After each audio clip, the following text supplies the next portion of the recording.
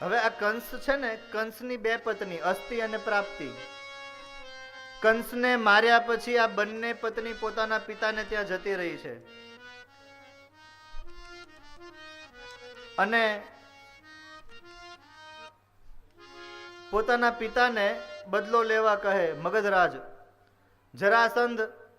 જરાસંધનો ખાસ મિત્ર જરાસંધને કહે કે તમે જાઓ અને મથુરા ઉપર આક્રમણ કરો, મથુરાને જીતી લેવાની છે. પછી તો જરાસંધ આવે છે પોતાની સેના સાથે. ભયંકર ભીષણ યુદ્ધ થાય. જરાસંધ 23 અક્ષોહિણી સેના લઈને આવે છે અને આકાશમાંથી 23 એક અક્ષોહિણી એટલે બહુ એનું માપન છે. મહાભારતના યુદ્ધમાં જેટલી સેના નથી એના કરતા વધારે સેના લઈને જરાસંધ આવ્યો આક્રમણ કરવા.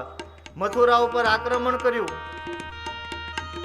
આ બાજુ કૃષ્ણ અને બલરામ બહાર આવ્યા, જોયું તો જરાસંધ આવ્યો છે.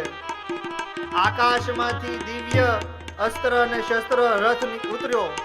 બંને ભાઈઓ એમાં સવાર થયા. જરાસંધને સાથે ભયંકર યુદ્ધ કરે. 23 અક્ષોહિણી સેનાને બંને ભાઈઓ મારી નાખે. જરાસંધને નથી મારતા, જવા દે. કહે દાવ આને કેમ જવા દો છો? કૃષ્ણ કહે આ છે ને, આ જરાસંધ જોયું ને, આ 23 અક્ષોહિણી લઈને આવ્યો. એનો મતલબ એમ કે આપણે રાક્ષસોને શોધવા નહીં જવા પડે, આને છૂટી મૂકીએ. હવે તને લાગે છે આને એકવાર જવા દેશું તો આ બીજી વાર નહીં આવે? આ બીજી વાર પાછો સેના બનાવીને આવશે અને સેનામાં તો બધા રાક્ષસો જોઈ, આપણે કોઈને શોધવા નહીં જવા. આ બધાને શોધીને ભેગા કરશે, લઈને આવશે ને આપણે મારી નાખશું. વારંવાર જરાસંધ આવે છે અને વારંવાર જરાસંધને હરાવે છે. 17 વાર હરાવ્યા પછી 18મી વખત જરાસંધ આવે.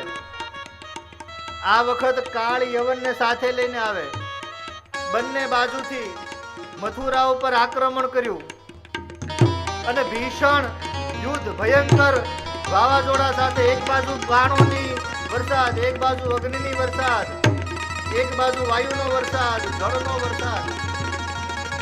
એક બાજુથી કાળ યવન આક્રમણ કરે, એક બાજુથી જરાસંધ આક્રમણ કરે.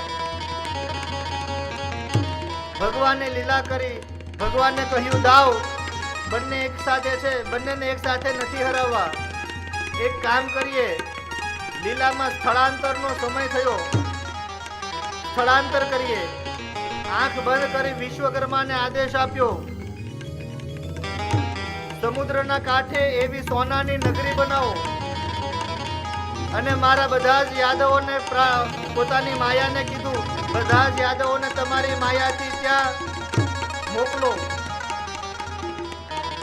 અને કૃષ્ણ અને દાવે પણ કહ્યું કે દાવ તૈયાર થઈ જાઓ, આને મારવાના નથી.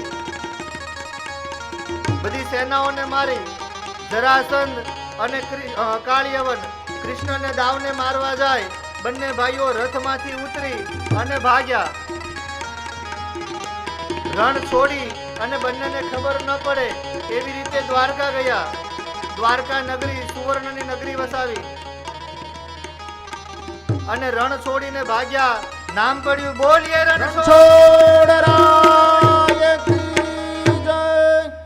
રણ છોડી અને દ્વારકામાં આવ્યા. દ્વારકાના ધીશ બન્યા. નામ પડ્યું બોલીએ દ્વારકાધીશ.